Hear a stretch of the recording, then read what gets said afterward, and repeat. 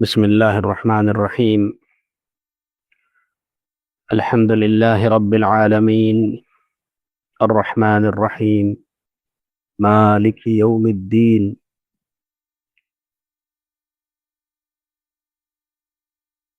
وأشهد أن لا إله إلا الله وحده لا شريك له، ولي الصالحين. وأشهد أن محمدا عبده ورسوله، صلى الله عليه وعلى آله وصحبه ومن تبعهم بإحسان إلى يوم الدين. وبعد، إخوة الكرام، আমাদের আজকের আলোচনা তাফসীরুল কোরআনুল কারীম এবং আলোচ্য বিষয় হচ্ছে বিসমিল্লাহির রহমানির রহিম। আমরা বিসমিল্লাহির রহমানির রহিম সম্পর্কে কিছুটা আলোচনা করেছি। চেষ্টা করব আর একটু বিস্তারিত আলোচনা করার।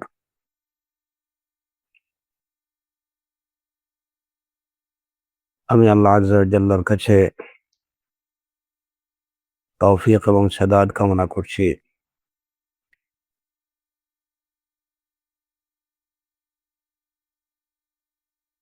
মূলত সবাইকে স্মরণ করিয়ে দেওয়ার জন্য এই কথাটি আবারও বলছি যে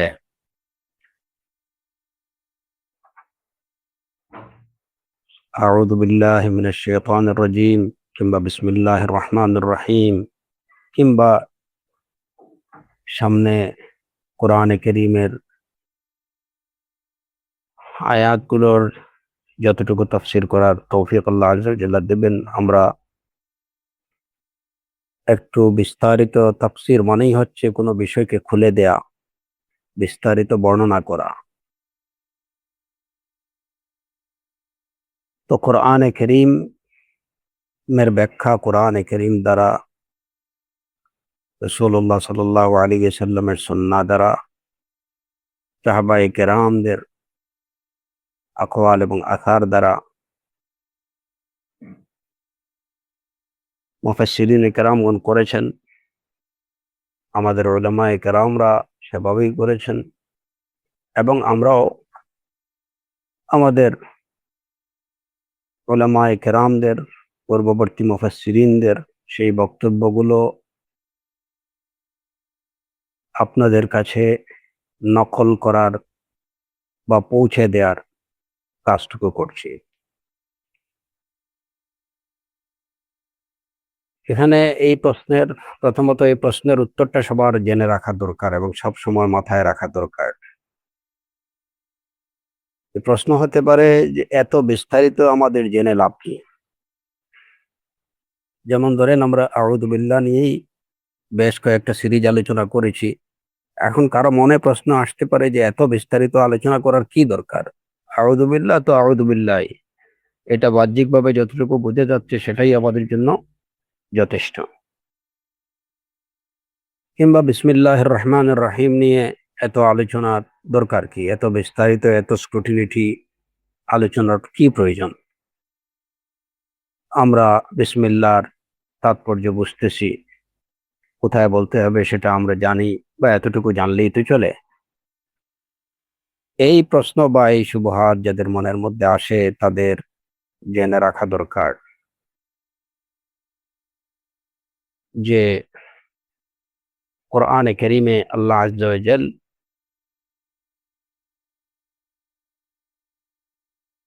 আমাদের প্রতি আল্লাহ নির্দেশ, কোরআনে কারীমের আয়াতগুলো সম্পর্কে তাদাব্বুর করার, চিন্তা গবেষণা করার।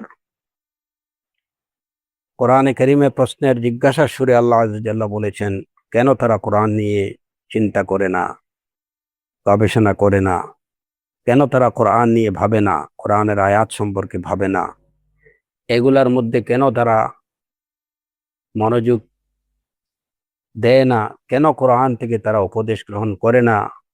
ফাতাবিরু ইয়া উলিল আবসার।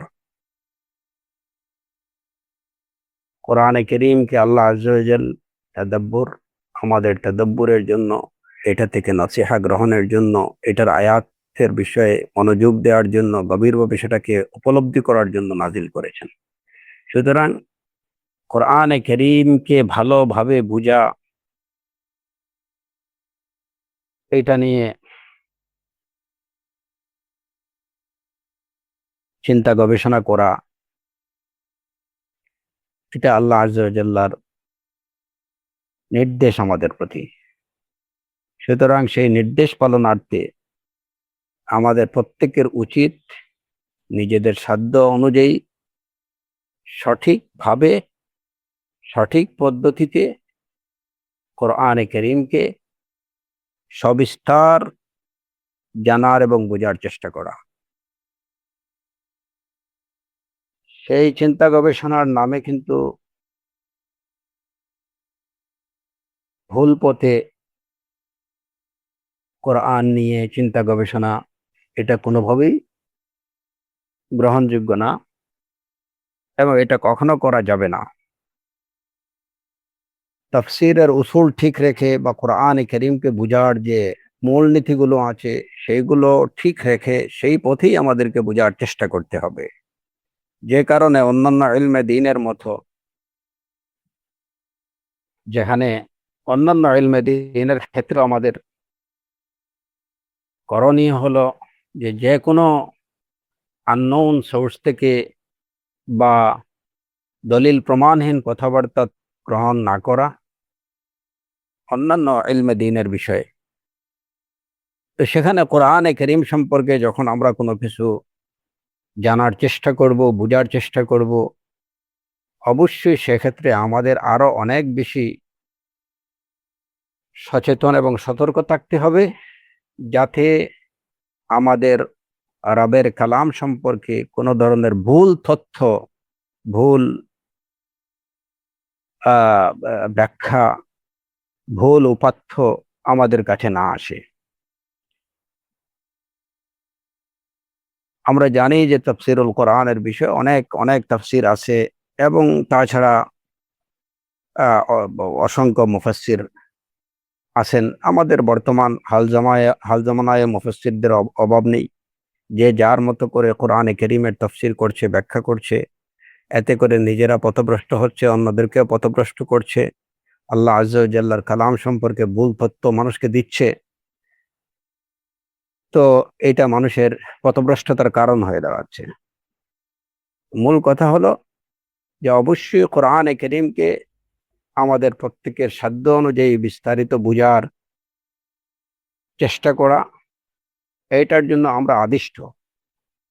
সেই চেষ্টা আমাদের করতে হবে এবং সেই চেষ্টাটা সঠিক পথে, সঠিক উপায়ে করতে হবে, যাতে করে কোনো ভুল সোর্স থেকে আমরা কোনো কিছু না নেই। কোরআনে কারীম সম্পর্কে, আল্লাহর আয়াত সম্পর্কে কোনো ভুল তথ্য যেন আমরা সংগ্রহ না করি, কিংবা কোনো ভুল তথ্য যেন আমরা অন্যকে না দেই।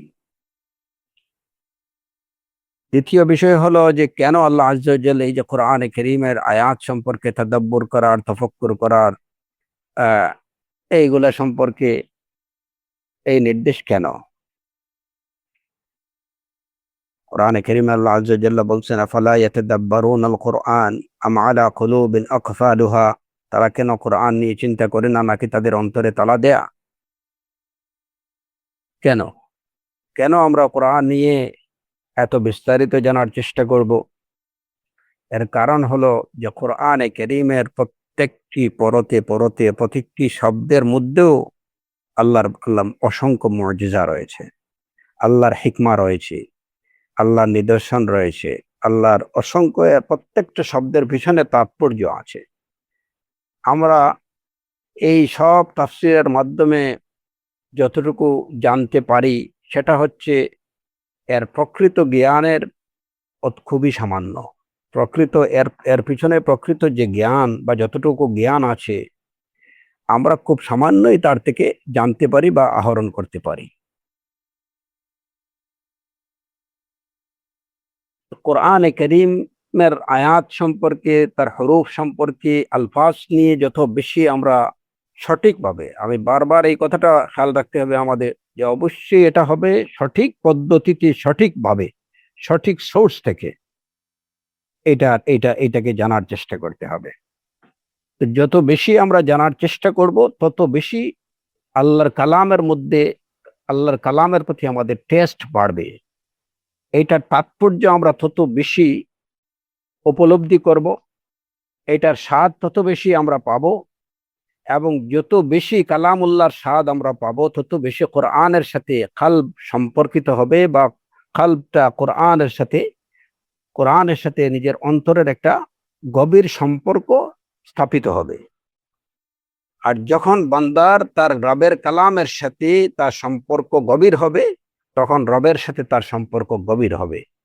আর এইভাবেই বান্দা আল্লাহ আজ্জা ওয়া জাল্লার নৈকট্য লাভ করতে পারবে। কারণ এই কোরআনে করিম আল্লাহ আজ্জা ওয়া জাল্লার কালাম, গায়র মখলুক। আল্লাহ আজ্জা ওয়া জাল্লা মানব জাতির হিদায়তের জন্য, তার ইহ পরকালের সুখ, শান্তি, সমৃদ্ধি এবং সফলতার নির্দেশক হিসাবে, গাইড হিসাবে এ কোরআনে করিম মানব জাতিকে দিয়েছেন, আমাদেরকে দান করেছেন।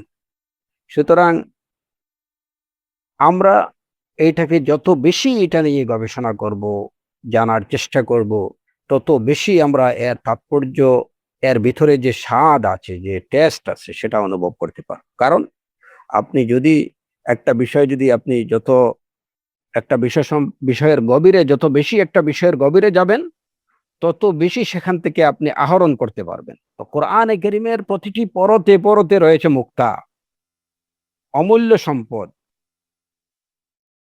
যদি হক বা সত্য পাওয়ার নিয়তে, হিদায়ত পাওয়ার নিয়তে যদি কেউ কোরআনে কারীম কে ওইভাবে পড়ে, ওইভাবে জানার চেষ্টা করে, তাহলে এটা তার হিদায়তকে, তার নূরকে আরো বাড়িয়ে দেবে। এটা হবে নূরুন আলা নূর। কোরআনে কারীম নূর, এবং এই নূরকে যে যত বেশি নাড়াচাড়া করবে, সেই নূর আরো বেড়ে যাবে, এবং সে নূরান্বিত হবে। মাসালু নূরিহি কামিশকাতিন ফিহা মিসবাহ, আল মিসবাহু ফি জুজাজাতিন, আজ-জুজাজাতু কাআন্নাহা কাওকাবুন দুররিয়্যুন ইউকাদু মিন শাজারাতিন মুবারাকাতিন যাইতুনাতিন লা শারকিয়্যাতিন ওয়ালা গারবিয়্যা ইয়াকাদু যাইতুহা ইউদিউ ওয়ালাউ লাম তামসাসহু নার, নূরুন আলা নূর, নূরুন আলা নূর।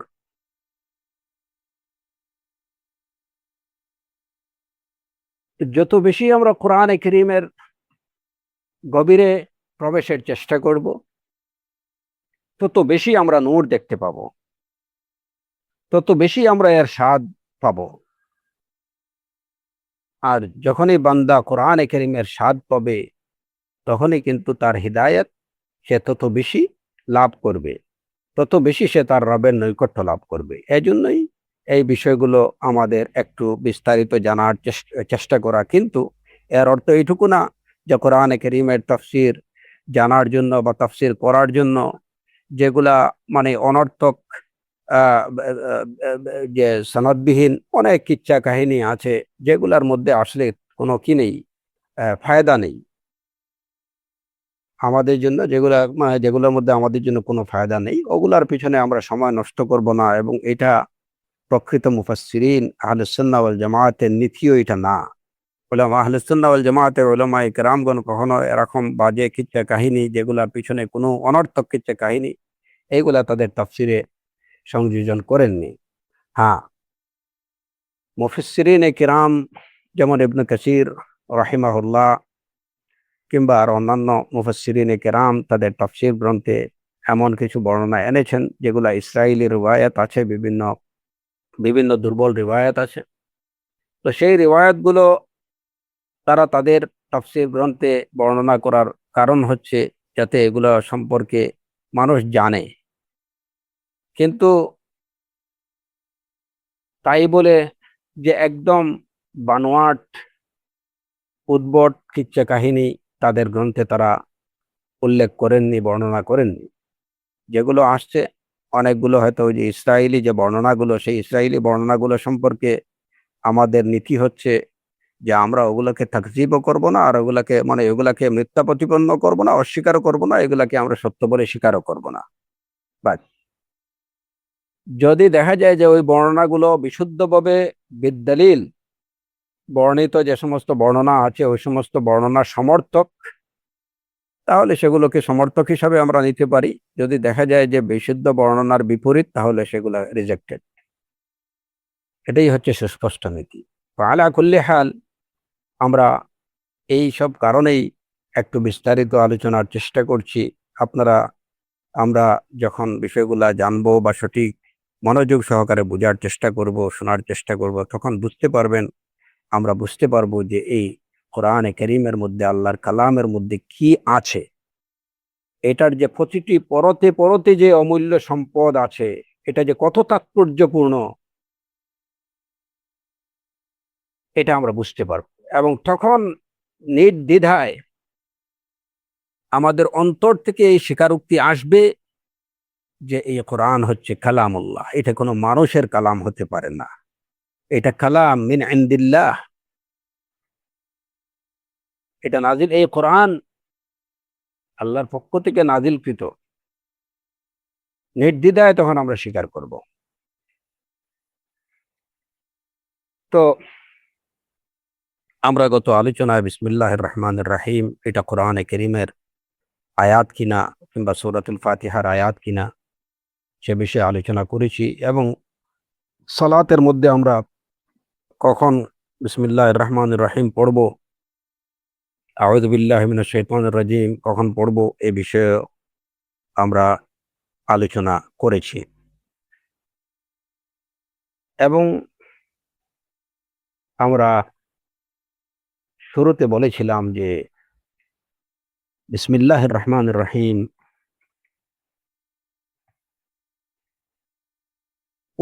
পুরা সূরাতুল ফাতিহার মধ্যে যা আছে সব আছে এই বিসমিল্লাহির রহমানির রহিমের মধ্যে।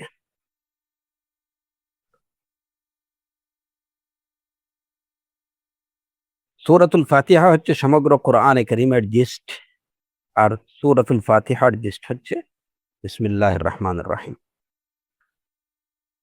তো এই বিষয়টা থেকে বোঝা যায় যে বিসমিল্লাহির রহমানির রহিম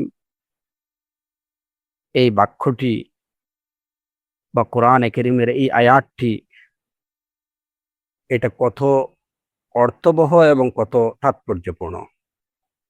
এটা কিভাবে আমরা যদি দেখি, বিসমিল্লাহির রহমানির রহিম,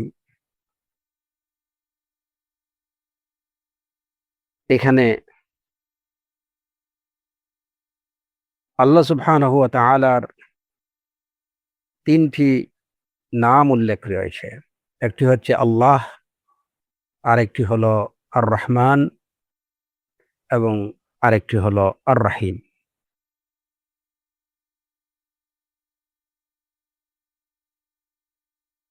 তো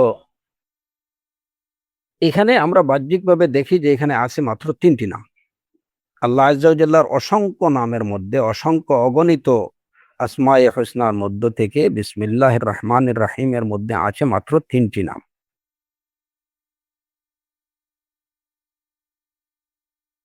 তাহলে এটি এত তাৎপর্যপূর্ণ হলো কিভাবে, কিংবা কিভাবে এই বিসমিল্লাহির রহমানির রহিম এটি আহ, পুরা কোরআনে কারীমের পুরা সূরাতুল ফাতিহার জিস্ট হতে পারে।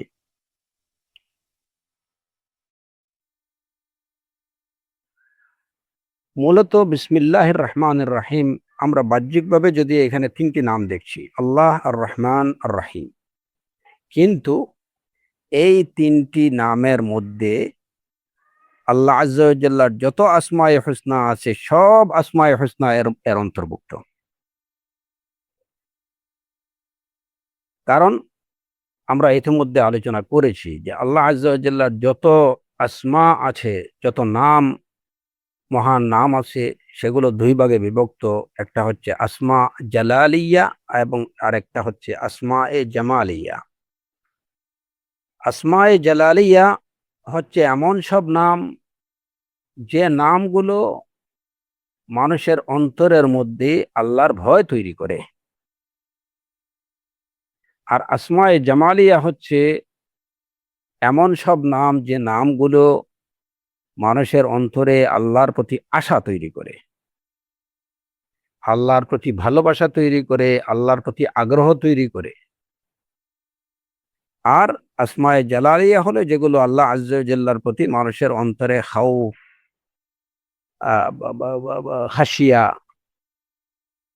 ভয়, ভীতি এগুলা তৈরি করে। যত সব নাম আছে আল্লাহ আজ্জা ওয়া জাল্লার সবগুলো নামগুলোকে যদি আমরা ভাগ করি তাহলে সবগুলো নামই দুইটা ক্যাটাগরির যে কোনো একটা ক্যাটাগরিতে পড়ে, হয় আসমায়ে জামালিয়া অথবা আসমায়ে জালালিয়া। যত সব আসমায়ে জালালিয়া আছে, যত নাম, যেসব নাম মানুষের আল্লাহর যত সব নাম মানুষের অন্তরে আল্লাহর প্রতি ভয় ভীতি তৈরি করে, সেই সব নামের কেন্দ্রবিন্দু হচ্ছে আল্লাহ। অর্থাৎ আসমায়ে জালালিয়ার প্রধান নাম হচ্ছে আল্লাহ। এই নামের মধ্যে অন্য সব জালালি আসমাগুলো অন্তর্ভুক্ত। আল জব্বার, আল কাহ্হার, আল মুতাকাব্বির,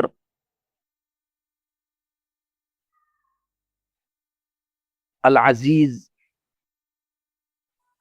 এই সব, আল মুহাইমিন, এই সব নামগুলো, এরকম সব নামগুলো আল্লাহ আজ্জা ওয়া জাল, আল্লাহ এই নামের অন্তর্ভুক্ত। আবার যত সব আসমায়ে জামালি আছে সবগুলো নামের কেন্দ্রবিন্দু হচ্ছে আর রহমান। আর রহমান,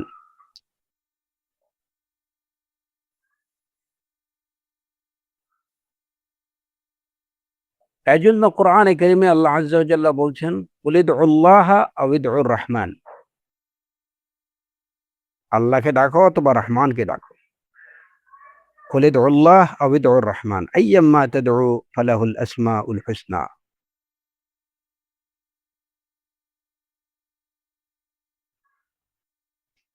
তো এই দুটি নামের মধ্যেই কিন্তু অন্য সব নাম অন্তর্ভুক্ত।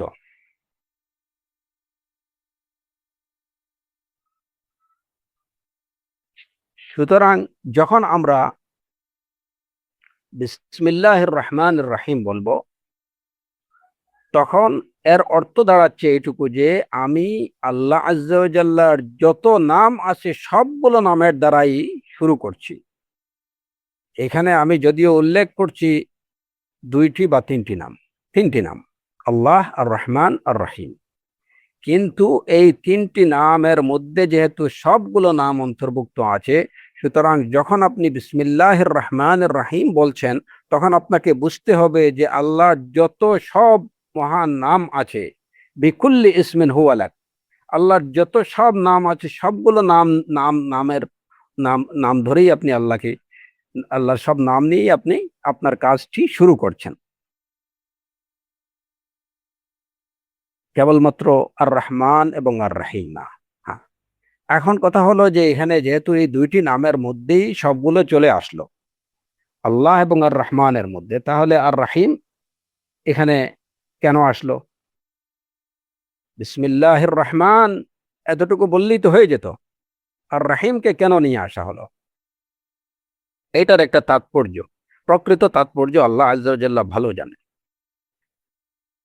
আমাদের কাছে যেটুকু আমরা জানতে পারি যে আল্লাহ এই নামটা হচ্ছে ইসমে জালালি,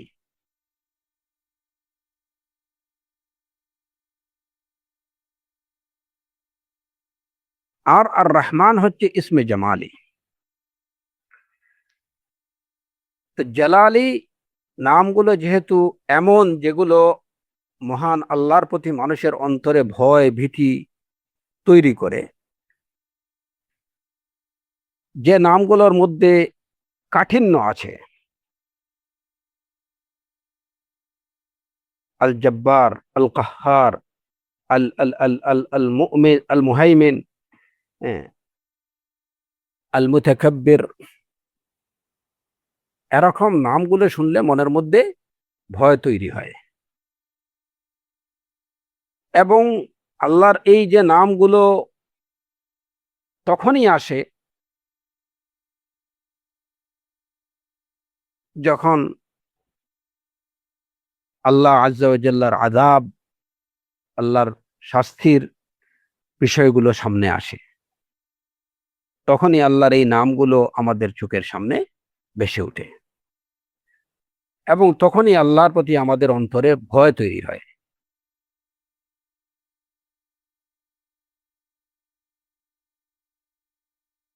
পক্ষান্তরে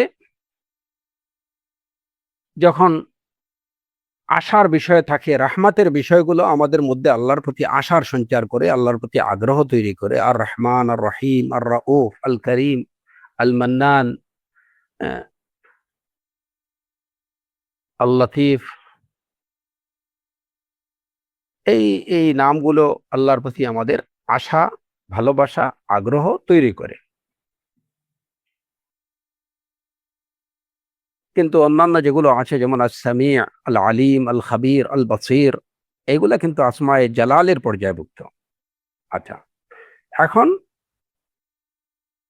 যে জালালির ক্ষেত্রে একটি নাম বলা হলো আল্লাহ, আর রহমান এবং আর রাহিম, এই দুটি নামই কিন্তু মূলত রাহমাত থেকে, রাহমাত ধাতু থেকেই এগুলার উৎপত্তি, রাহমাত থেকে। আর রহমান আর রাহিম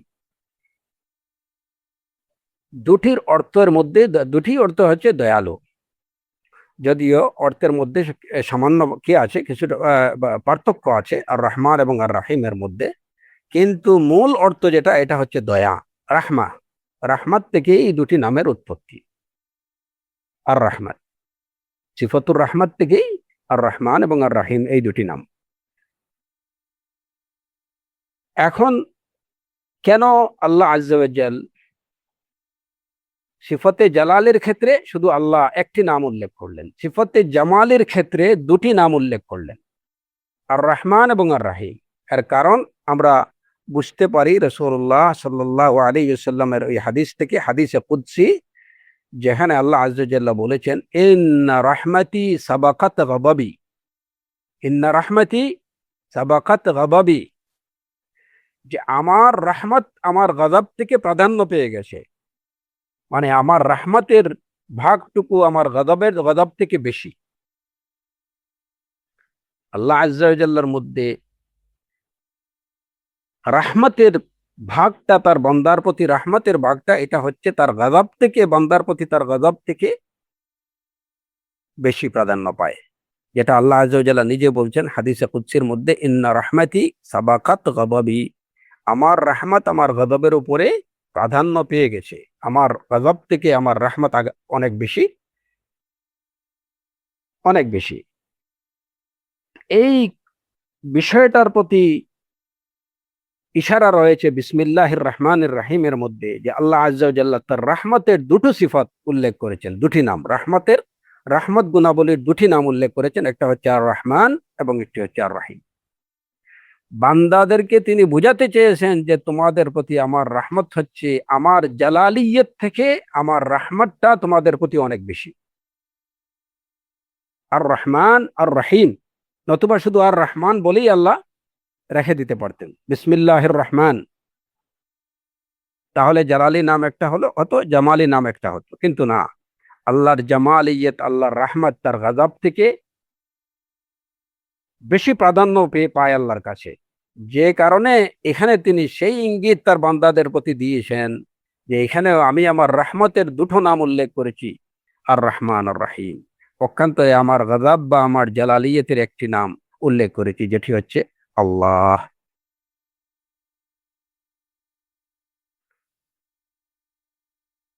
তৃতীয় বিষয় এখানে বিসমিল্লাহির রহমানির রহিমের মধ্যে, যে এখানে আমরা এই এই যে বিষয়টা পেলাম, যে নাম দুই ভাগে বিভক্ত, জালালি এবং জামালি। এই তিনটি নামের মধ্যে দুটি হচ্ছে জামালি ক্যাটাগরির এবং একটি নাম হচ্ছে জালালি ক্যাটাগরির। এবং এই দুই এই তিনটি নামের মধ্যে আল্লাহ আযজা ওয়া জাল্লার যত সব আসমায়ে হুসনা আছে সবগুলা এর অন্তর্ভুক্ত। সুতরাং যখন আপনি বলছেন বিসমিল্লাহির রহমানির রহিম, পরম করুণাময় আল্লাহর নামে শুরু করছি, বা পরম করুণাময় আল্লাহর নামে পড়তে শুরু করছি, লিখতে শুরু করছি, তখন এর অর্থ হচ্ছে যে আল্লাহর যত নাম আছে সব নামগুলো উল্লেখ করে আপনি পড়তে শুরু করছেন কিংবা লিখতে শুরু করছেন, বা আপনার কাজটি আপনার ভালো কাজটি শুরু করছেন। আল্লাহর সব নাম কিন্তু আপনি উল্লেখ করলেন। সুতরাং যে বাক্য দ্বারা যখন আপনি আল্লাহর সব নাম উল্লেখ করে আপনার যে কাজটি শুরু করবেন, সেই কাজটি বরকতপূর্ণ না হয়ে পারে না। কারণ কি? তাবারাকাসমু রাব্বিক, আপনার রবের নামগুলো হচ্ছে বরকতময়। তাবারাকাসমু রাব্বিকা যুল জালালি ওয়াল ইকরাম।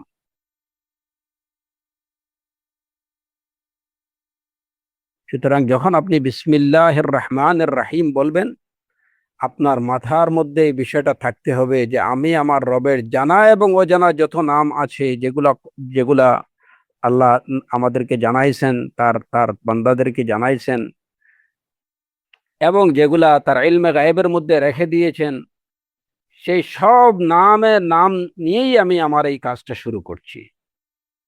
তখন আপনার কাজের গুরুত্ব কতটুকু বাড়বে। এই মাইন্ডটাকে এইভাবে সেট করে যখন আপনি বিসমিল্লাহির রহমানির রহিম বলবেন এবং বিসমিল্লাহ বলে একটি কাজ শুরু করবেন, আপনার সেই কাজ বরকতময় না হয়ে পারে না। কারণ আল্লাহ আযজা ওয়া জাল্লা কোরআনে কারিমে জানিয়ে দিয়েছেন, তাবারাকাসমু রাব্বিকা যুল জালালি ওয়াল ইকরাম, আপনার রবের নাম মুবারক। এবং আমরা এর আগের আলোচনায় সম্ভবত এই বিষয়টা বলেছিলাম যে এখানে হচ্ছে খালিক এবং মাখলুকের মধ্যে একটা পার্থক্য। আল্লাহ আযজা ওয়া জাল্লার নামগুলোই বরকতপূর্ণ, এবং আল্লাহর নাম নাম মানুষকে উপকার দেয়। পক্ষান্তরে কোন সৃষ্টির নাম যদি কেউ 1000 বার উচ্চারণ করে, সেটা কি হবে না, তাকে কোনো ফায়দা দেবে না। সৃষ্টির কাজ উপকার দিতে পারে। কেউ আপনাকে কোনো কাজ করে দিল, আপনার জন্য কেউ কোনো কাজ করলো, সেটা আপনার উপকারে আসতে পারে। কিন্তু কোনো সৃষ্টির নাম আপনাকে কোনো উপকার দেবে না, আপনার কোনো কাজে আসবে না। আপনি 1000 বার প্রধানমন্ত্রীর নাম নেন, 1000 বার প্রেসিডেন্টের নাম নেন, এটা কোনো কাজে আসবে না। হ্যাঁ, যদি প্রধানমন্ত্রী আপনার কোনো কাজ করে দেন, সেটা আপনার কাজে আসবে। তিনি যদি আপনাকে কিছু লিখে দেন, আপনার জন্য কিছু সুপারিশ করেন, সেটা আপনার কাজে আসবে। কিন্তু 1000 বার যদি কেউ তার নাম মুখে নেয়,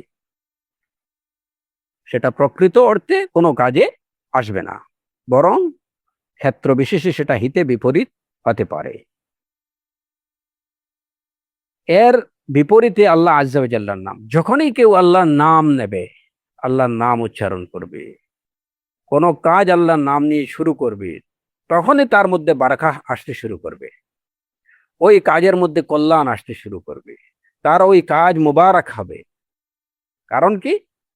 এইটি হচ্ছে আল ফারকু বাইনাল খালিক ওয়াল মাখলুক। খালিকের নামও মুআসসির, মহান সৃষ্টিকর্তার নাম, এটাও কি করে, নামের প্রভাব পড়ে। কিন্তু কোনো মাখলুকের নাম কোনো প্রভাব রাখতে পারে না, এটা কোনো আসর, এটার কোনো প্রভাব বা এটার কোনো আসর পড়ে না।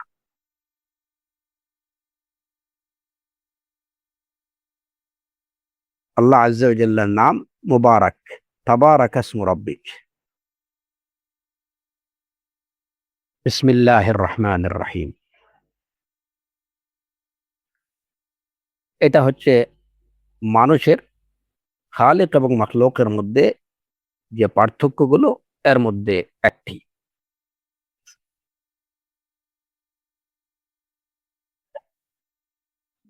কিছু আহ, মানুষ আছে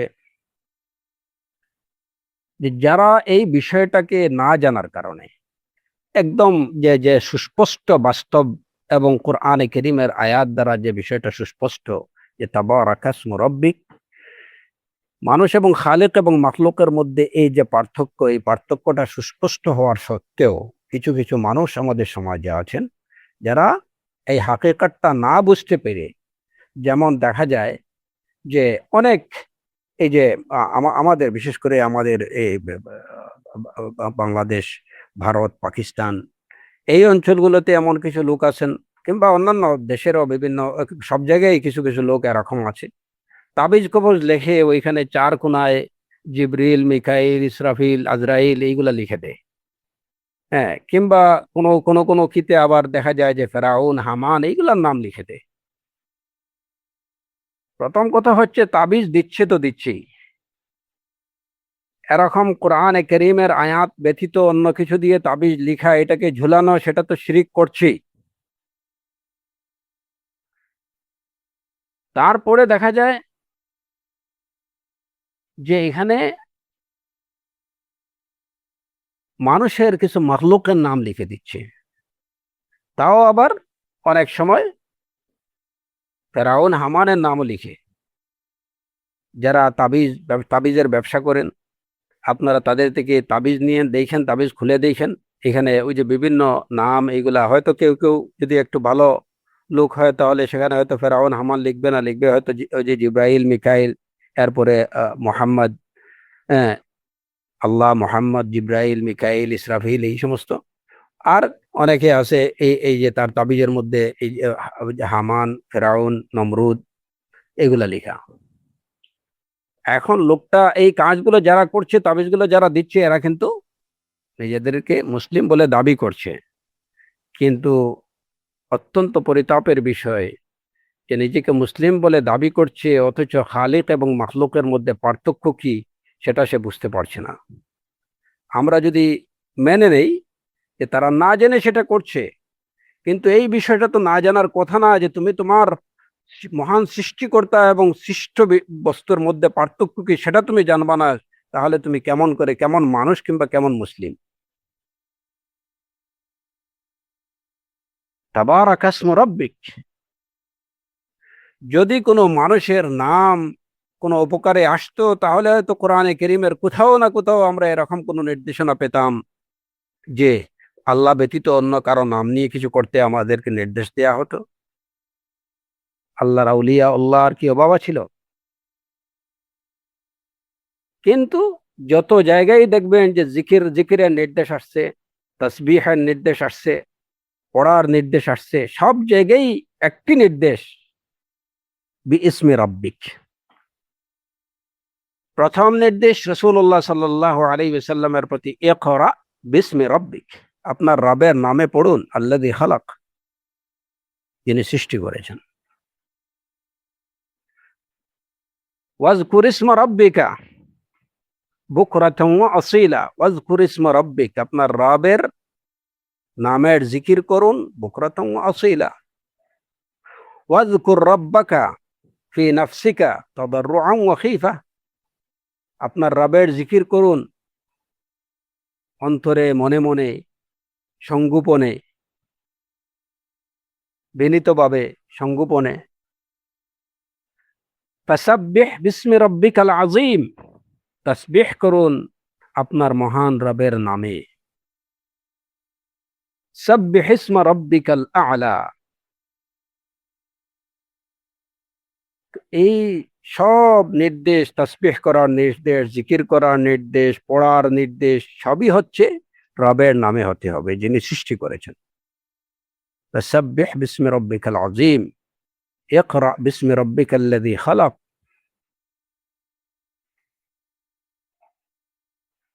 সুতরাং আল্লাহর নাম ব্যতীত অন্য কারো নামের জিকির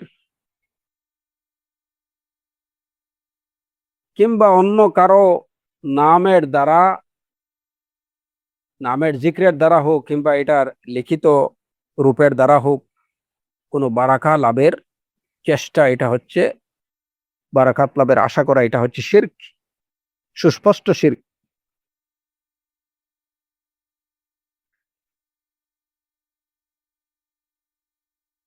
এটা হচ্ছে সুস্পষ্ট শিরক। অতএব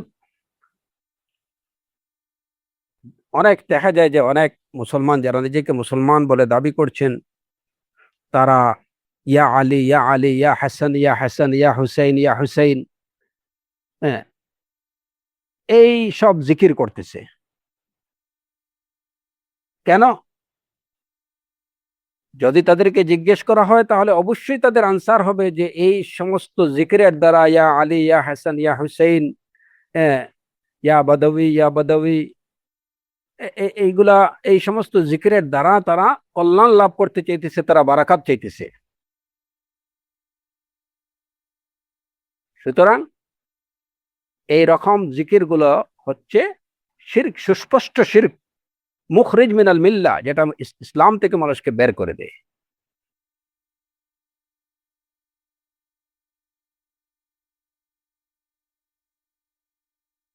তাছাড়া যেমন বিভিন্ন এই যে কিগুলোতে, কবরগুলোতে দেখা যায় কেউ ইয়া বাবা শাহজালাল, ইয়া শাহজালাল, ইয়া শাহপরান, হ্যাঁ, এই ধরনের বিভিন্ন, যে আমাদের দেশে ছড়িয়ে ছিটিয়ে বিভিন্ন জায়গায় যে সমস্ত কবরগুলো আছে, মাজারগুলো আছে, এইগুলাতে এরকম অসংখ্য মুসলিমের দেখা পাওয়া যায় যারা নিজেকে মুসলিম বলে দাবি করে কিন্তু জিকির করতেছে বাবা শাহজালাল, বাবা শাহপরান, বাবা এই, বাবা সেই, বাবার আর অভাব নেই। এখন তাকে অবশ্যই বুঝতে হবে যে এই নামের দ্বারা সে কি চাচ্ছে, এই নামের জিকিরের দ্বারা বা এই নাম উল্লেখ করা বারবার বলার দ্বারা সে কি চাচ্ছে। অবশ্যই সে বারাকাত চাচ্ছে, সে কল্যাণ লাভ করতে চাচ্ছে, সে উপকার লাভ করতে চাচ্ছে, এখান থেকে এই নাম থেকে সে কল্যাণ চাচ্ছে, কল্যাণের আশা করছে। অথচ আল্লাহ সুবহানাহু ওয়া তাআলার নাম ব্যতীত দুনিয়ার অন্য কোন নাম তাকে বিন্দুমাত্র কল্যাণ, তার কোনো কাজে আসবে না, তাকে কোনো উপকার করতে পারবে না। হাত্তাকে যদি মালাইকাদের নামও যদি কেউ 1000 বার জপ করে, আল্লাহ সুবহানাহু ওয়া তাআলার আম্বিয়াদের নাম যদি কেউ 1000 বার জপ করে, লক্ষ কোটি বার জপ করে, তারপরেও ওই নামগুলো তার কোনো উপকারে আসবে না। কারণ কি? একমাত্র নামের থেকে বারাকাত লাভ করতে হলে শুধুমাত্র আল্লাহর নাম থেকেই বারাকাত লাভ করতে হবে। কারণ তাবারাকাসমু রাব্বিক, বরকতময় কেবল আল্লাহর নামই, অন্য কোনো নাম থেকে বারাকাত লাভ করা যাবে না, সেটা যত কোটি বারই কেউ জপ করুক না কেন। হ্যাঁ, হতে পারে যে একজন 1000 বার কোনো মাখলুকের নাম জপ করছে, এক পর্যায়ে হয়তো শয়তান তার কাছে এসে বলতে পারে যে তোমার কি সাহায্য দরকার সেটা আমাকে বলো। তো শয়তান তাকে এই উপকার করতে পারে যে তার জন্য জাহান্নামের রাস্তাটা সুগম করে দিতে পারে। উপকার এইটুকুই হবে। এই হলো ফারক বাইনা ইসমিল খালিকি ও ইসমিল মখলুক। সেই জায়গাতে যদি কোনো ব্যক্তি আল্লাহ আজ্জা ওয়া জাল্লার নাম নিয়ে শুরু করে বিসমিল্লাহ, তাহলে এই ছোট্ট বাক্যটি তার সমগ্র কাজটাকে বরকতময় করে দেবে। বিসমিল্লাহ আর রহমান আর রহিম,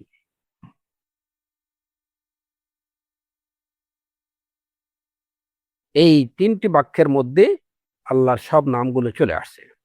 আচ্ছা, এবার আরেকটি বিষয় হলো যে আমরা জানি আল্লাহ আজ্জা ওয়া জাল্লার যত সব নাম গুণাবলী আছে সব কিছু কেন্দ্রীভূত হয় একটি মাত্র নামকে কেন্দ্র করে, সেটি হচ্ছে মানে যত সব নাম আছে সবগুলো নামের প্রধান নাম হচ্ছে আল্লাহ। অর্থাৎ জালালি হোক আর জামালি হোক, সবগুলো নামের কেন্দ্রবিন্দু হচ্ছে ইসমু আল্লাহ, ইসমুল জালালা আল্লাহ।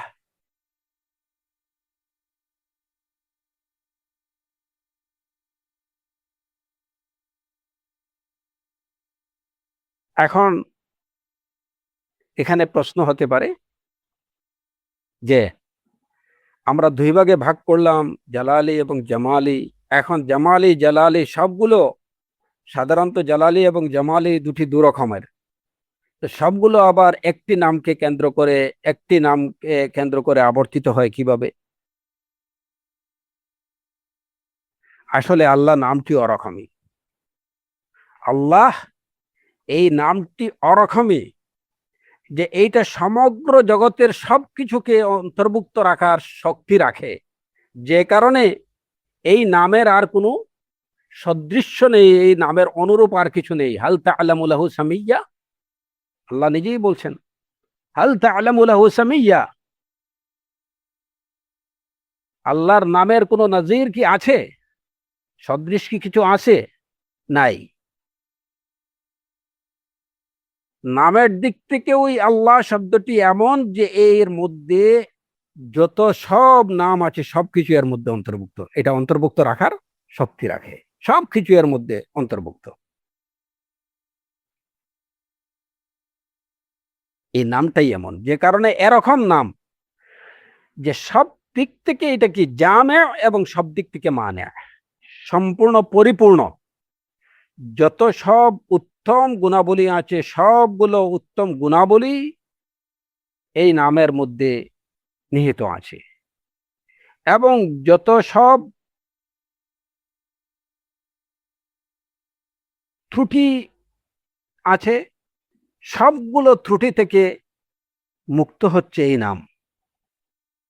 কোন রকম ত্রুটি এই নামকে স্পর্শ করতে পারে না, বা স্পর্শ করার কোনো অবকাশ বা সুযোগ এই নামের মধ্যে নেই। ওয়ালিল্লাহিল আসমাউল হুসনা।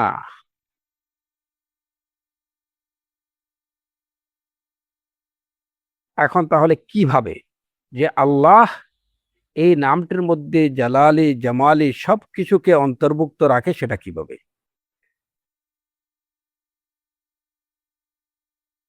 সহজভাবে বিষয়টাকে আমরা এভাবে যদি বুঝি যে আল্লাহ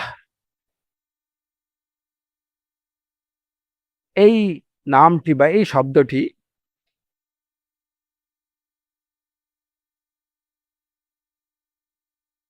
যে শব্দ থেকে বা যে ধাতু থেকে এটার উৎপত্তি, এ বিষয়ে আরবি ভাষাবিদরা দুটি অভিমত ব্যক্ত করেছেন। একটি হচ্ছে মানে প্রধানত দুটি, অনেকগুলো অভিমত আছে, হ্যাঁ, এর মধ্যে প্রধান যে দুটি অভিমত এবং যে দুটি অন্যান্য সব অভিমত কিন্তু এই দুটি অভিমতের অন্তর্ভুক্ত। একটি হচ্ছে যে আল্লাহ এটা মুশতাক্কুম মিনাল উলুহিয়্যা, উলুহিয়্যা থেকে, এটা এই উলুহিয়্যা ধাতু থেকে এটার উৎপত্তি বা এটার ব্যুৎপত্তি। উলুহিয়্যা হচ্ছে ইবাদা, উলুহিয়্যা হচ্ছে ইবাদা, আনুগত্য, দাসত্ব, আত্মসমর্পণ যার কাছে করা হয় তিনি মা'লুহ, তিনি মা'বুদ, তিনি আল্লাহ। আল্লাহ উলুহিয়্যা থেকে এর উৎপত্তি, যার আনুগত্য করা হয়, যার কাছে আত্মসমর্পণ করা হয়, যার দাসত্ব করা হয়, তিনি হচ্ছেন আল্লাহ, মা'লুহ ও মিনাল উলুহিয়্যা। সুতরাং দাসত্ব, আনুগত্য, আত্মসমর্পণ এই সব কিছুর মধ্যে কিন্তু কি আছে? সিফাতে জালালি বা ভয় ভীতির বিষয়গুলো এর মধ্যে আছে। আবার এই শব্দটি কেউ বলেছেন যে এটা ওয়ালাহা, ওয়ালাহা থেকে এটা কি উৎপত্তি।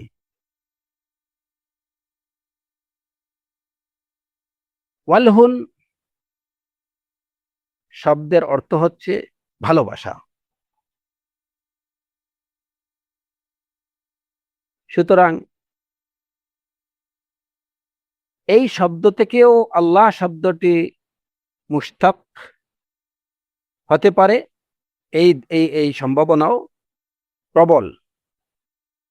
সুতরাং উলুহিয়া থেকে হতে পারে, ওয়ালাহা থেকেও হতে পারে। ওয়ালাহা থেকে যদি হয় তাহলে তার মধ্যে ভালোবাসা, মুহাব্বা, হানান, উদ এই বিষয়গুলো এর মধ্যে চলে আসলো। সুতরাং সিফাতে জামালি গুলো এর মধ্যে চলে আসলো। উলুহিয়া থেকে যদি হয় তাহলে সিফাতে জালালি গুলো চলে আসলো। সুতরাং এবং এই দুইটি থেকে মুশতাক হওয়ার এটার কি আছে, সুযোগ এবং সম্ভাবনা আছে। সুতরাং এই অর্থে আল্লাহ এই নামের মধ্যে জালালি এবং জামালি সব সিফতকে, সব নামকে এটা অন্তর্ভুক্ত রাখে। আবার যদি আমরা ধরে নিই যে না, এটা যে কোনো একটা থেকে কেবলমাত্র উলুহিয়া থেকে এটার উৎপত্তি, উলুহিয়া শব্দ থেকে মুশতাক, তাহলে অসুবিধা নেই। এর মধ্যে কি আছে, জালালি এবং জামালি দুটোই আছে। কারণ বান্দা যখন আল্লাহর ইবাদত করে, আল্লাহর দাসত্ব করে, তখন সেই দাসত্বের দ্বারা প্রভুর প্রতি তার গোলামের একটা তৈরি হয়, ভালোবাসা তৈরি হয়, এবং গোলামের প্রতি তার মালিকের ভালোবাসা তৈরি হয়। আর সেই ভালোবাসার উপরে ভিত্তি করেই বান্দা তার মাবুদের ইবাদত করে থাকে। ইবাদত এর জন্য ইবাদত হচ্ছে খাউফ এবং রাজা নিয়ে করা, কোনো নির্দেশ পালন করা, ভয় এবং আশা নিয়ে কোনো নির্দেশ পালন করার নামই হচ্ছে ইবাদত। কোরআনে কারীমে আল্লাহ আযজা ওয়া জাল্লা বলছেন ওয়াদউহু খাউফান ওয়া তামাআন, তাকে ডাকো ভয় নিয়ে এবং আশা নিয়ে, আগ্রহ নিয়ে। খাউফ এবং তামা, খাউফ এবং রাজা, এই দুটি সমন্বয়, এই দুটি বিষয়ের এই সমন্বয়ে বান্দা তার মালিকের যে কাজ করে থাকে, তার রবের যে কাজ করে থাকে, যে হুকুম পালন করে থাকে, সেটাই হচ্ছে ইবাদত। সুতরাং ইবাদতের মধ্যে ভয় যেমন আছে, ভালোবাসাও আছে, আশা আছে, ভরসা আছে। সুতরাং যখন আমরা বলবো যে আল্লাহ এটা মুশতাক্কুম মিনাল উলুহিয়া আই মিনাল উবুদিয়্যা, উবুদিয়্যতের মধ্যে খাউফ জালালিয়্যত যেমন আছে, তেমনি রাজা, মুহাব্বা, তাম এগুলোও আছে, যেগুলো হচ্ছে জামাল, সিফাতুল জামাল, সিফাত জামালি সিফাত। সুতরাং জালালি এবং জামালি উভয় সিফতের বৈশিষ্ট্য আল্লাহ এই এই এই নামের মধ্যে রয়ে গেছে। এজন্যই হচ্ছে যে এটি এমন একটি নাম, একক নাম, যে নামের কোনো বিকল্প নেই। হাল তা'লামু লাহু সামিয়্যা, এই নামের কোনো বিকল্প নেই। দুনিয়াতে আপনি এমন একটি নামও খুঁজে পাবেন না যে নামটি সব দিক থেকে পরিপূর্ণ। যে দিক থেকে আপনি চিন্তা করবেন সেই দিকটাই ওই নামের মধ্যে কি আছে, অন্তর্ভুক্ত আছে। এরকম একটি নামও খুঁজে পাবেন না যে যত সব ভালো গুণাবলী আছে, সেই সব গুণাবলীগুলো পরিপূর্ণরূপে ওই একটি নামের মধ্যে আছে। এরকম একটি নামও খুঁজে পাওয়া যাবে না, শুধুমাত্র আল্লাহ নাম ব্যতীত। আল্লাহ।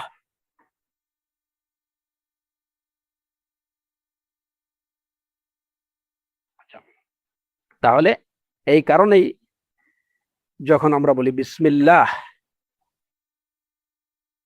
এতটুকু বললেও কিন্তু আপনি বারাকাত লাভ করতে পারলেন।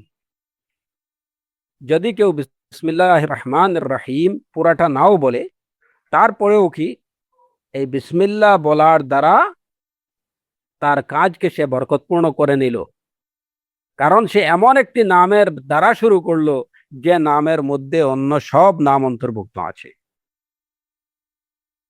বিসমিল্লাহ।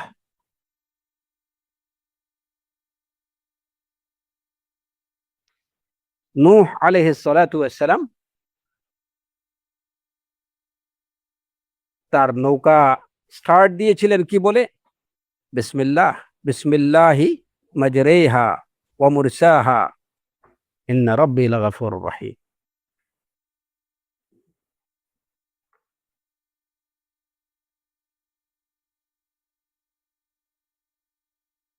সুতরাং আমরা এই আলোচনা থেকে যেটা বুঝলাম যে যদি বিসমিল্লাহ এই আল্লাহ শব্দের মধ্যেই সবকিছু আছে, কেউ যদি আর রহমানের রাহিম নাও বলে তাহলেও সে বিসমিল্লাহর বারাকা লাভ করতে পারবে। এখানে একটা প্রশ্ন, ইনশাআল্লাহ এটা নিয়ে আমি আগামীকাল হয়তো আল্লাহ আযজা ওয়াজাল্লা জি তৌফিক দেন বলবো, কিন্তু আজকে শুধু প্রশ্নটুকু বলে রাখি যে অনেক সময় অনেকেই জানতে চান যে আমরা বিসমিল্লাহির রহমানির রহিম এটা পুরোটা বলবো নাকি শুধুমাত্র বিসমিল্লাহ। যেমন খাবার শুরুতে আমরা কি বলবো, বিসমিল্লাহ বলবো না বিসমিল্লাহির রহমানির রহিম বলবো? এরকম আরো বিভিন্ন কাজের শুরুতে বিসমিল্লাহ বলবো নাকি বিসমিল্লাহির রহমানির রহিম বলবো?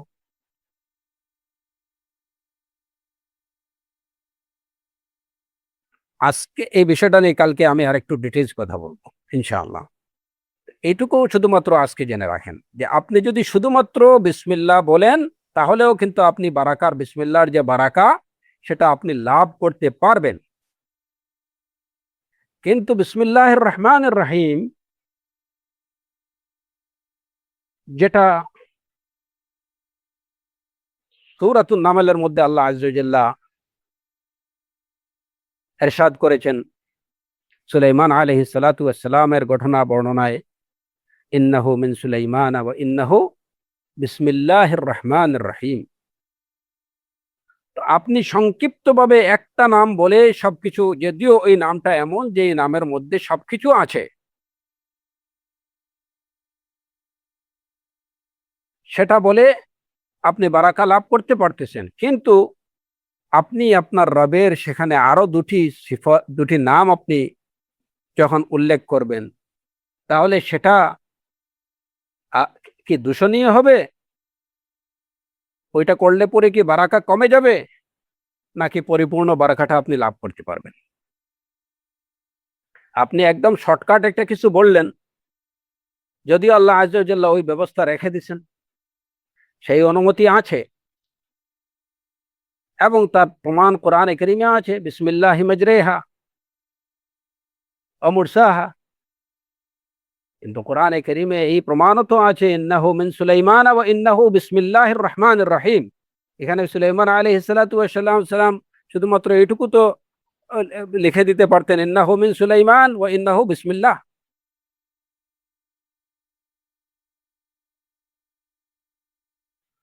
কোরআনে কারীমের প্রতিটি সূরার একটি থেকে আরেকটি সূরাকে আলাদা করার জন্য যে ব্যবস্থা আল্লাহ আযজা ওয়াজাল্লা রেখে দিয়েছেন, সেখানে কি শুধুমাত্র বিসমিল্লাহ নাকি বিসমিল্লাহির রহমানির রহিম? আমরা একটি সূরার পরে আরেকটি সূরার শুরুতে লেখা দেখতে পাই বিসমিল্লাহির রহমানির রহিম।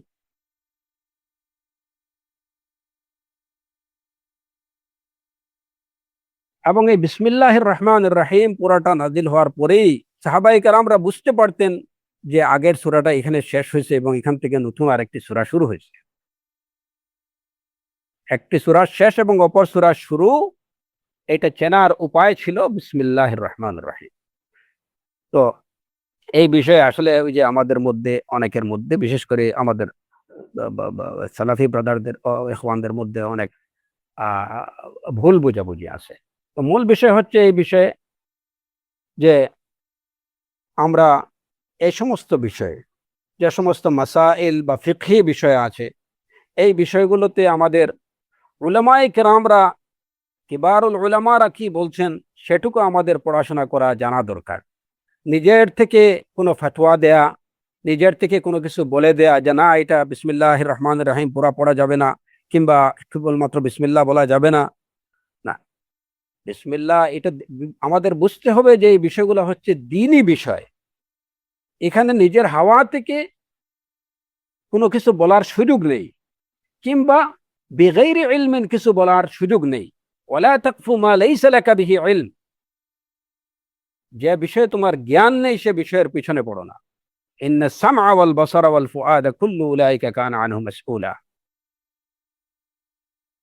তোমার কর্ণ, তোমার চক্ষু, তোমার অন্তঃকরণ সবকিছু জিজ্ঞাসিত হবে, এটুকু মনে রাখতে হবে। এর জন্য দিনের বিষয়ে কথা বলা, আমাকে কেউ কিছু জিজ্ঞেস করলো যে এটা জায়েজ না না জায়েজ, হ্যাঁ, একদম রেডিমেড ফতোয়া দিয়ে দিলাম এটা জায়েজ এটা না জায়েজ, এটা ঠিক না, এটা এভাবে বলতে হবে। দিনের বিষয়টাকে এত হালকা করে নেওয়া উচিত না, এবং এটা কোনোভাবেই কাম্য না।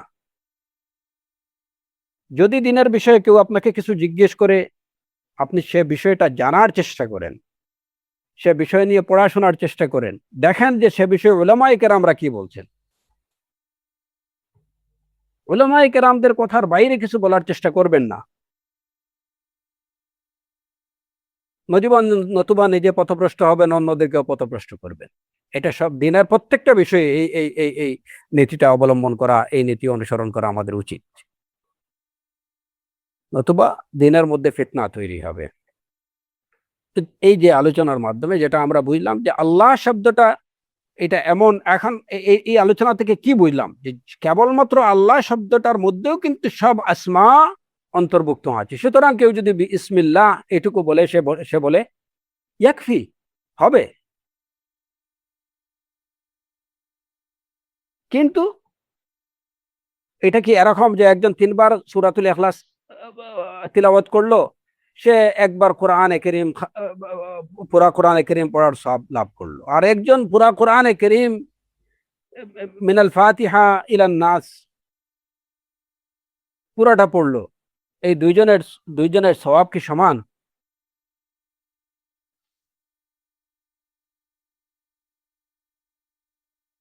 যাই হোক, তো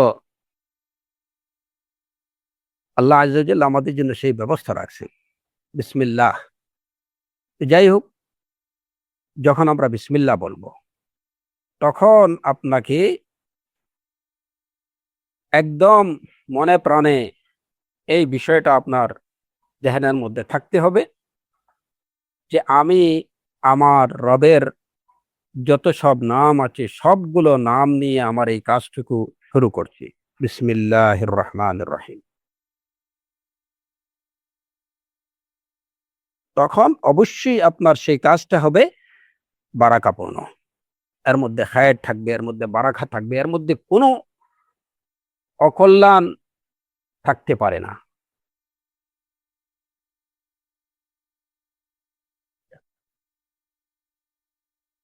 এরপরে যে বিষয়টা আমরা বলেছি যে এখানে বিসমিল্লাহ, এই যে বা, এই বা এটা উলামায়ে কেরামরা কেউ বলেছেন যে এটা হচ্ছে লিল মুসাহাবা, বেশিরভাগের অভিমত দিয়ে এটা লিল মুসাহাবা। মুসাহাবা হচ্ছে কি যে বা এটা সাথে, দ্বারা, এই অর্থগুলো বোঝায়। আল্লাহর নামে বা নামের দ্বারা শুরু করছি, এই অর্থটাই বোঝায় সাহাবা। এই বিষয়টাকে কেউ কেউ আরেকটু গভীরভাবে নিয়ে তারা বলেছেন যে এই বাটা হচ্ছে লিল ইলসাক। লিল ইলসাক মানে কি, বান্দাকে আল্লাহর সাথে জুড়ে দেয়া, যে এটা হচ্ছে এমন একটা বিষয় যে বিসমিল্লাহ, আল্লাহর নাম থেকে বান্দার দূরে যাওয়ার কোনো সুযোগ নেই, একদম এটার সাথে সে অতপ্রতভাবে জড়িত।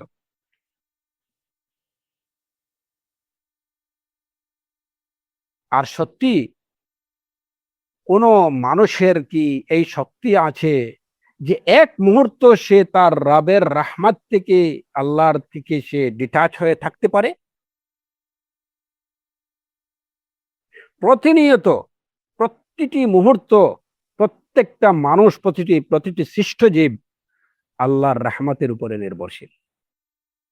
এক মুহূর্ত সে আল্লাহর রাহমাত থেকে যদি, আল্লাহর রাহমাত যদি তার প্রতি বন্ধ হয়ে যায়, তাহলে তার অস্তিত্ব আর থাকবে না। বিসমিল্লাহ, আল্লাহর নামের সাথে প্রতিটি মানুষ কানেক্টেড, ইচ্ছায় হোক কিংবা অনিচ্ছায়। আল খালিক, এটা হচ্ছে আল্লাহ আযজা ওয়া জাল্লার নাম, আল খালিক। আল বারি, আল মুসাউবির। এখন সে যদি একটা সৃষ্ট জীব হয় তাহলে অবশ্যই সে তার খালেককে অস্বীকার করতে পারে না। সে মখলুক হিসাবে খালেক এই নামের সাথে সে কানেক্টেড।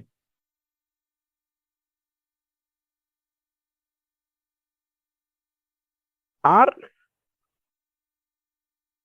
দ্বিতীয় হচ্ছে যারা মুমিনুন, মুখলিসুন, মুওয়াহিদুন, মুসলিমুন, তারা তাদের রবের সাথে ওতপ্রোতভাবে জড়িত। ইলসাক হচ্ছে যে একদম আঠা লাগানো, ছোটানো যায় না।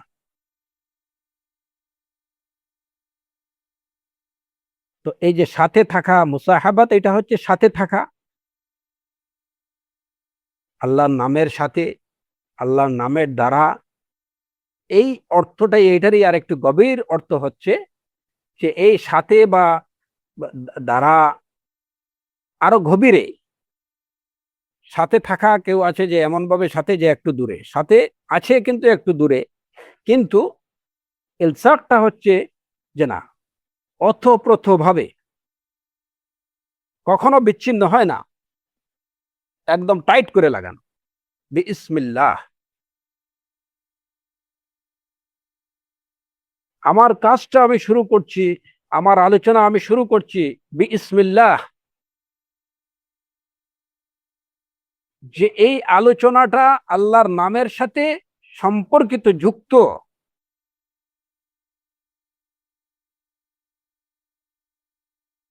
সুতরাং ওই বিশ্বাস নিয়ে, ওই মনোভাব নিয়ে যখন আমরা আমাদের কোনো ভালো কাজ আমরা শুরু করব, তখন এই কাজের মধ্যে অবশ্যই বারাকা আসবে।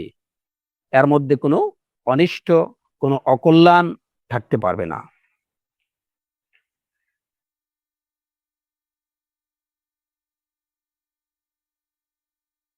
আরেকটি বিষয়, এর পরের যে বিষয়, বি ইসমি আল্লাহ, ইসম শব্দটা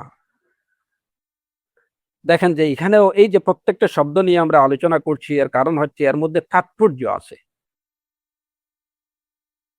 বিসমিল্লাহটাকে যদি আমরা সঠিকভাবে বুঝতে পারি, তাহলে এর দ্বারাই কোরআনে কারীমের অনেকগুলো আয়াতের মর্মার্থ আমাদের বোঝা আমাদের জন্য সহজ হবে ইনশাআল্লাহ। ইসমুন, এই শব্দটা, এটার উৎপত্তি কিসের থেকে? এ বিষয়ে বিভিন্ন অভিমত পাওয়া যায়। তিনটি অভিমত জোরালো। একটা হচ্ছে ইসমুন, এটা সুমুউন শব্দ থেকে। আরেকটি হচ্ছে ইসমুন সিমাতুন থেকে, ধাতু থেকে। আরেকটি অভিমত হলো যে ইসম এটা ওয়াসমুন থেকে, ধাতু থেকে এটার উৎপত্তি। তো যাই হোক, যেহেতু আলোচনাগুলো অনেক কঠিন হয়ে যাবে, এই জন্য আমি যেটা যতটুকু পারি সহজ করে দেওয়ার চেষ্টা করব ইনশাআল্লাহ। মূলত ওয়াসমন শব্দ থেকে এটার উৎপত্তি। এই এই যে ধারণাটা বা এই কথা যারা বলছেন, তাদের দাবিটা খুব বেশি জোরালো না। আরবি ভাষার দিক থেকে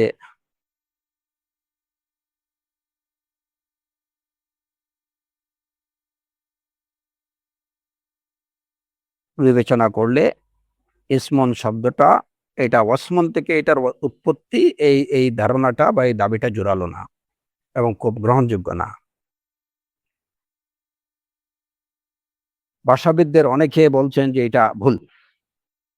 আচ্ছা, তো জোরালো যে দুটি সম্ভাবনা, সেটি হচ্ছে, একটা হচ্ছে যে সীমাতুন থেকে শব্দ থেকে এটার উৎপত্তি, ধাতু থেকে এটার উৎপত্তি। আরেকটি হচ্ছে সুমুউন থেকে এর উৎপত্তি।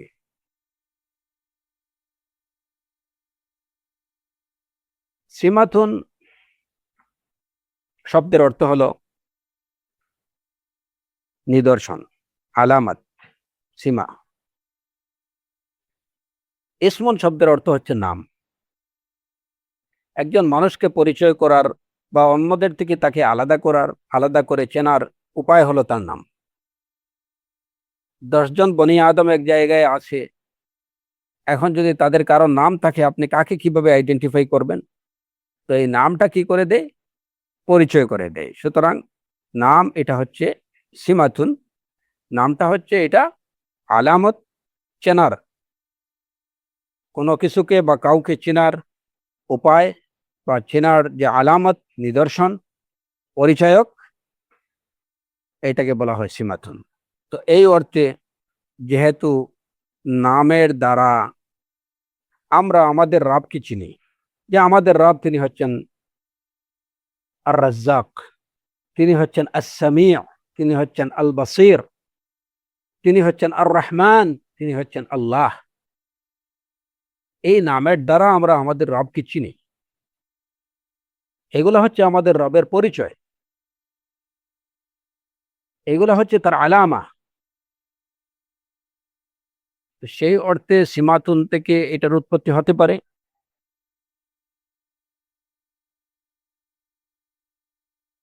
আর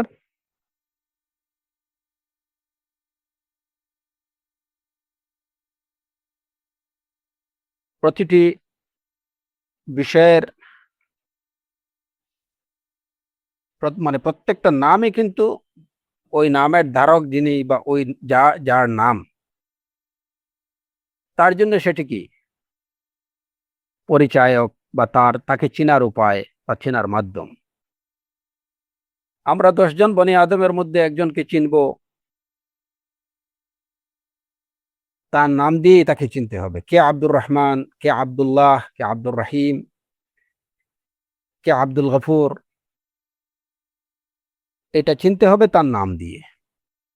সুতরাং প্রতিটি নাম হচ্ছে ওই ব্যক্তির আলামত বা তার পরিচায়ক।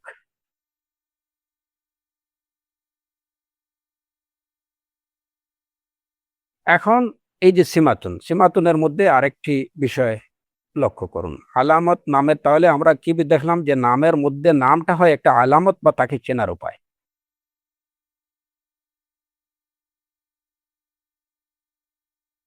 এবং এই নামের একটা আলামত বা নামের একটা প্রভাব ব্যক্তির উপরে পড়ে।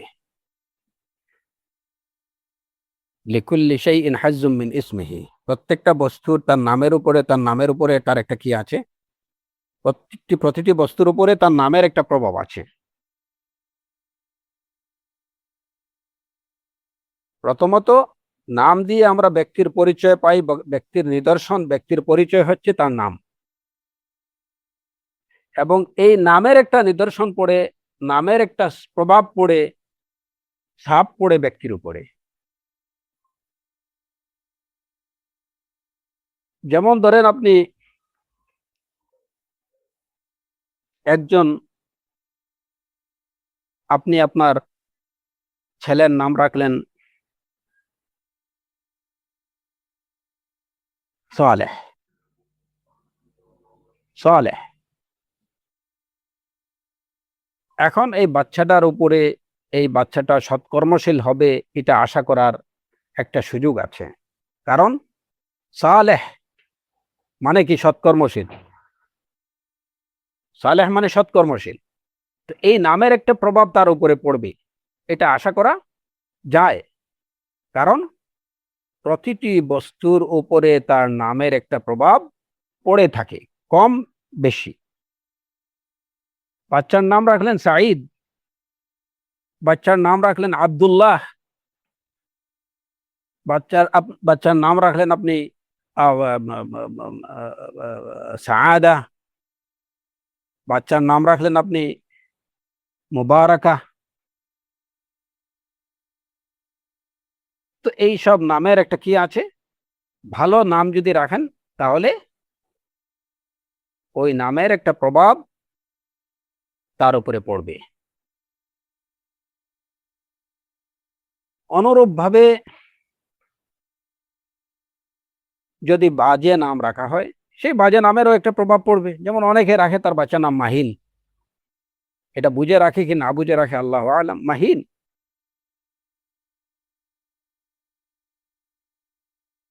মাহিন কি? অপদার্থ, অসম্মানিত, অপমানিত, অথর্ব। তো এটার একটা প্রভাব তার উপরে পড়তে পারে।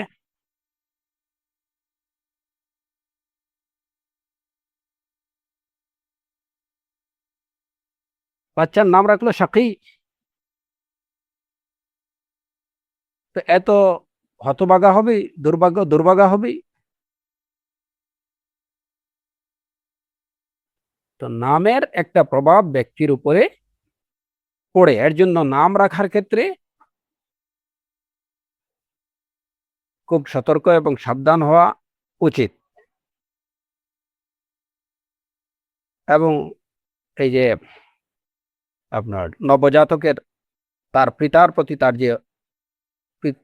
তার যে অধিকার, সেই অধিকারের মধ্যে একটি হলো সেই দাবি রাখে যে তার পিতা তার একটা ভালো নাম রাখবে, এবং বিষয়টি রাসূল সাল্লাল্লাহু আলাইহি ওয়াসাল্লামের হাদিস দ্বারা প্রমাণিত। মাউলুদের হক হচ্ছে ওয়ালিদের উপরে আন ইয়াখতারা লাহু আহসানাল আসমা, সুন্দর নামের মধ্যে একটা তার জন্য চুজ করবে তার বাবা। এটা হচ্ছে নবজাতকের অধিকার। আজে বাজে নাম যদি রাখে তাহলে এটার প্রভাব তার উপরে পড়তে পারে। যদিও খুব প্রাসঙ্গিক না, তারপরে আরেকটা বিষয়ে প্রসঙ্গক্রমে বলে রাখছি যে অনেক সময় হয় কি,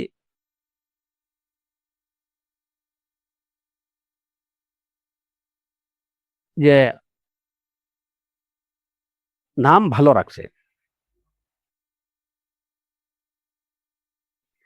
কিন্তু তারপরেও দেখা যায় যে কাজটা হচ্ছে যে এই নামের আসারটা সম্পূর্ণ বিপরীত হচ্ছে।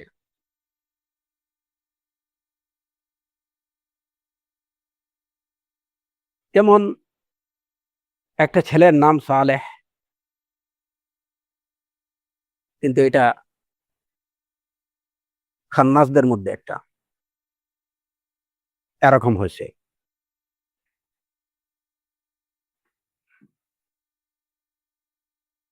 কেউ হয়তো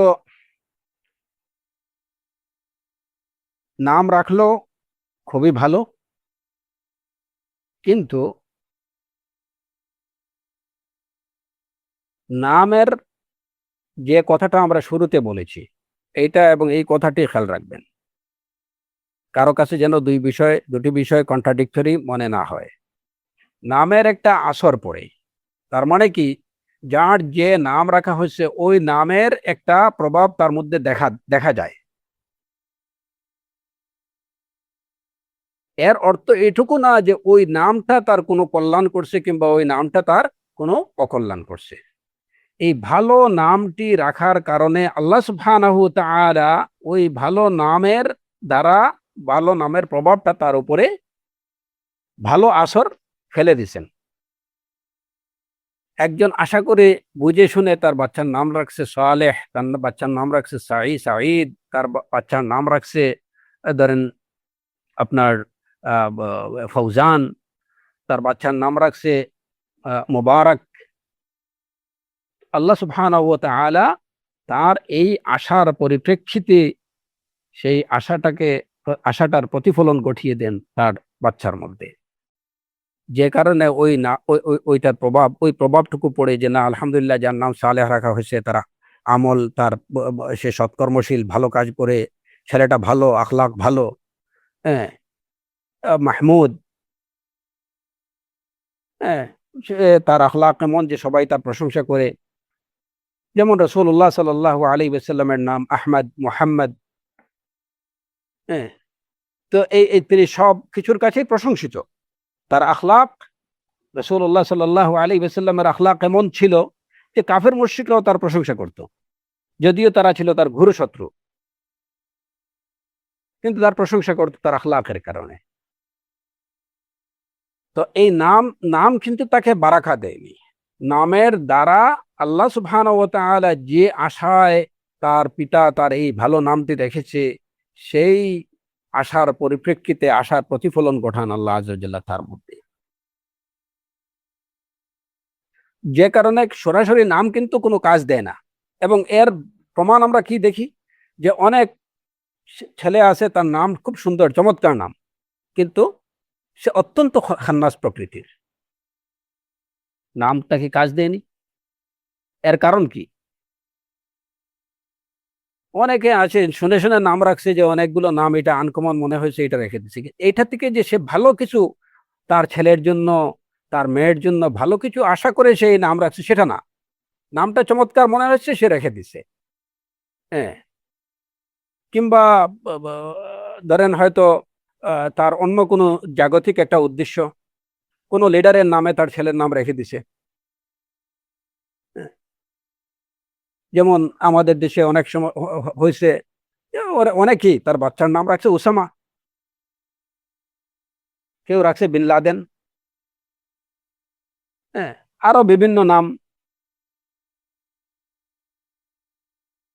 সে কিন্তু ওই নামটাকেই ফলো করছে, ওই ব্যক্তিকে ফলো করছে। এর মধ্যে যে কল্যাণ, যেটা সেই কল্যাণের আশা নিয়ে সেটা সেই নামকরণ করেনি। এর জন্য অনেক সময় দেখা যায় যে নাম, অনেক ভালো নাম রাখছে কিন্তু সম্পূর্ণ বিপরীত।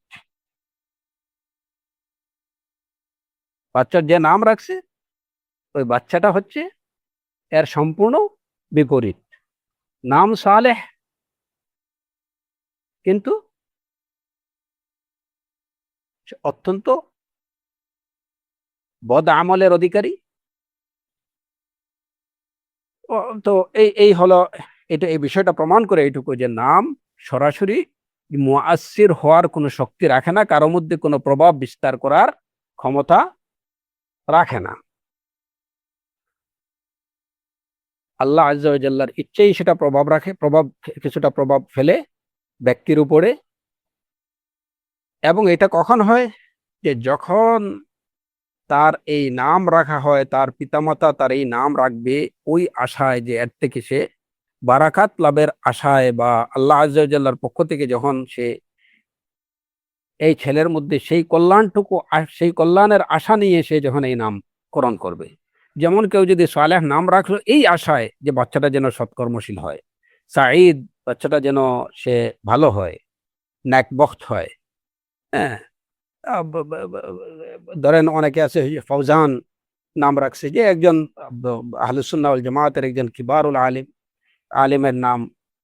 তো আল্লাহ আযজা ওয়া জাল্লা ওনাকে যেভাবে ইলমে দ্বীনের দ্বারা সম্মানিত করেছেন, ইলমে দ্বীন তাকে যেভাবে দান করেছেন, ফিকহে দ্বীন যেভাবে দান করেছেন, হ্যাঁ, তার বাচ্চাটাকেও যেন আল্লাহ আযজা ওয়া জাল্লা ওইভাবে ফিকহে দ্বীন, ইলমে দ্বীন দান করেন। হ্যাঁ, তো এই আশা যখন থাকবে, তো আল্লাহ আযজা ওয়া জাল্লা বান্দার আশাটাকে পূরণ করে দেন, ওই নামের তাসির তার সন্তানের মধ্যে পড়ে। সুতরাং এখানে নাম সরাসরি প্রত্যক্ষভাবে কোনোভাবেই মুআসসির না। অনেক না, যেমন দেখা যায় যে একজনের নাম মোহাম্মদ, কিন্তু সে এমন সব কাজকর্ম করতেছে যেগুলা সম্পূর্ণ দ্বীনের বাইরে। এরকম অনেক অনেক আছে আমাদের সমাজে। নাম তার মুসলিম নাম, মুসলমান নাম, সুন্দর চমৎকার নাম, কিন্তু কাজ হচ্ছে সম্পূর্ণ তার ইসলাম বিরোধী কাজ। এতে বোঝা গেল যে নাম এখানে কোনো কাজ করেনি। একবার ওমর রাদিয়াল্লাহু আনহু, ওনার সাধারণত কেউ ওনার কাছে আসলে তিনি তার নাম পরিচয় জানতে চাইতেন, তার ঠিকানা জানতে চাইতেন। তো একবার ওমর রাদিয়াল্লাহু আনহু একটা মাজলিসে বসে আছেন, ওই সময় একজন লোক আসলো ওনার কাছে। তো ওমর রাদিয়াল্লাহু আনহু তার স্বভাববশত তিনি তাকে জিজ্ঞেস করলেন যে তোমার নাম কি? লোকটা বলল তার নাম শিহাব। বাবার নাম কি? যে বাবার নাম হচ্ছে জামুরাহ। শিহাবের অর্থই হচ্ছে এটা অগ্নিস্ফুলিঙ্গ।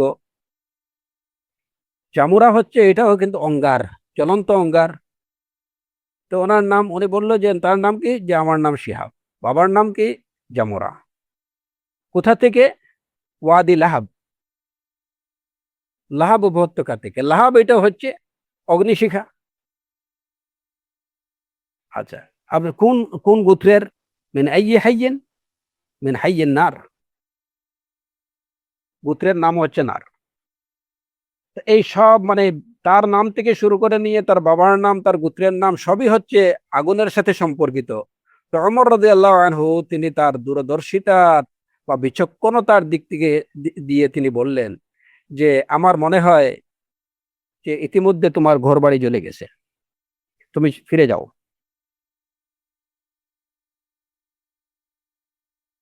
তার এই পরিচয়, নাম পরিচয়, বংশ পরিচয় জানার পরে তার মনের মধ্যে আসলো, এবং এই যে তিনি তার বিচক্ষণতা তিনি বুঝতে পারলেন যে যে মানুষটার তার নাম থেকে নিয়ে তার বংশ গোত্র পরিচয় সবকিছুই আগুনের সাথে সম্পর্কিত এদের নাম, সুতরাং ইতিমধ্যে আর কিছু থাকার কথা না। বললেন যে এর যে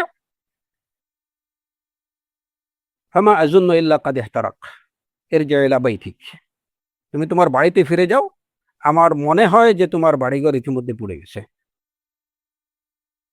লোকটা ফিরে গেল এবং দেখলো যে আসলে পুড়ে গেছে। এখানে এই ঘটনাটাকে আবার কেউ যদি ওই যে সুফিবাদীরা, তথাকথিত সুফিবাদীরা যদি নাগাল পায় তাহলে বলবে যে এই তো দেখছেন মারিফত খোলা ছিল। হ্যাঁ, উনি অদৃশ্য বিষয় জানতেন ওমর। সব জায়গাতেই শয়তানের ওয়াসওয়াসা দেওয়ার সুযোগ থাকে যদি ইলম না থাকে। আসলে এখানে কি, এটা হচ্ছে মিন তারাইফ ওমর রাদিয়াল্লাহু আনহু, ওমর রাদিয়াল্লাহু আনহু যে বিচক্ষণতা, তার দূরদর্শিতার একটা নমুনা। এবং এই কথাগুলো তিনি বলছেন রাসূলুল্লাহ সাল্লাল্লাহু আলাইহি ওয়াসাল্লামের যে নির্দেশনা, নামের বিষয়ে রাসূল সাল্লাল্লাহু আলাইহি ওয়াসাল্লামের যে নির্দেশনা, সেই সবের ভিত্তিতেই। এখানে আলাদা পিরাকির কিছু ছিল না। এখানে মানে ওই যে কি যেটা বলে তথাকথিত মারিফত, তথাকথিত মারিফতের কোনো বিষয় এখানে নেই। তিনি তার দূরদৃষ্টি, এবং সেই দূরদৃষ্টিটা কিসের দ্বারা, কিসের ভিত্তিতে? রাসূলুল্লাহ সাল্লাল্লাহু আলাইহি ওয়াসাল্লামের মানুষের নামের বিষয়ে রাসূল সাল্লাল্লাহু আলাইহি ওয়াসাল্লামের যে নির্দেশনাগুলো আছে, যে বক্তব্য আছে, সেইগুলোর আলোকেই তিনি চিন্তা করছেন যে যে লোকটার নাম শিহাব, তার বাবার নাম জামরা, তার ওয়াদি লাহাব থেকে সে আসছে, এবং তার গোত্রের নাম হচ্ছে হাইয়ুন নার। তো এদের বাড়িতে অগ্নিকাণ্ড ঘটাটাই স্বাভাবিক, কারণ সবই তো নার। এর জন্য বাচ্চাদের নাম যখন চুজ করবেন, অবশ্যই একটা ভালো নাম। এবং এই ক্ষেত্রে অনেকের টেন্ডেন্সি থাকে যে একটা আনকমন নাম হওয়া উচিত, একটা আনকমন নাম। আপনার কাছে আনকমন নামটা গুরুত্বপূর্ণ, নাকি একটি ভালো ভালো নাম, সেই ভালো নামের প্রভাব যেন আল্লাহ আজ্জা ওয়া জাল্লা ওই বাচ্চার মধ্যে ফেলেন, ওই আশা নিয়ে একটা ভালো নাম চুজ করা, এটা গুরুত্বপূর্ণ কোনটা?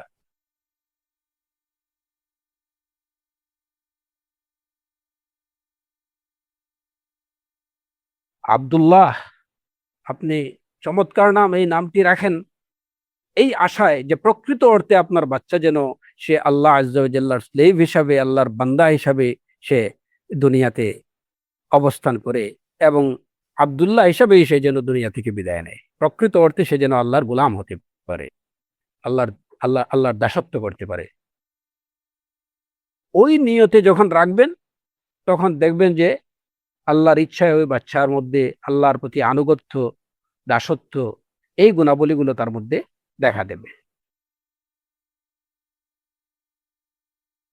আর যদি রাখেন যে না, জর্ডানের বাচ্চার নাম আব্দুল্লাহ, তো আমার বাচ্চার নাম আব্দুল্লাহ রাখলাম, ওই বাচ্চা কি হবে একমাত্র আল্লাহ আজ্জা ওয়া জাল্লাই জানেন। তো যাই হোক, আর ইনশাআল্লাহ আগামীকালের আলোচনায় আমরা বাকি যে সমুবন এবং বাসমুন, এই দুটি বিষয় নিয়ে একটু আলোচনা করব, এবং অন্যান্য আরো কিছু বিষয়ে আলোচনার আশা পোষণ করছি, যদি আল্লাহ আজ্জা ওয়া জাল্লা তৌফিক দেন। আজকের আলোচনা এখানেই শেষ করছি।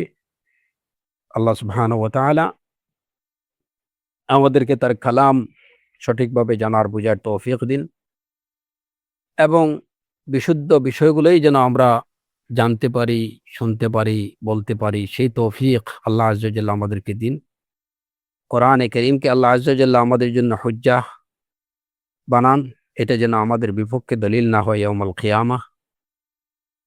কোরআনে কারীমকে আল্লাহ আজ্জা ওয়া জাল্লা আমাদের অন্তরের নূর বানিয়ে দিন, আমাদের অন্তরের প্রশান্তি বানিয়ে দিন। ওয়া আখিরু দাওয়ানা আনিল হামদুলিল্লাহি রাব্বিল আলামিন ওয়া সাল্লাল্লাহু আলা নাবিয়্যিনা মুহাম্মদ ওয়া আলা আলিহি ওয়া সাহবিহি আজমাইন।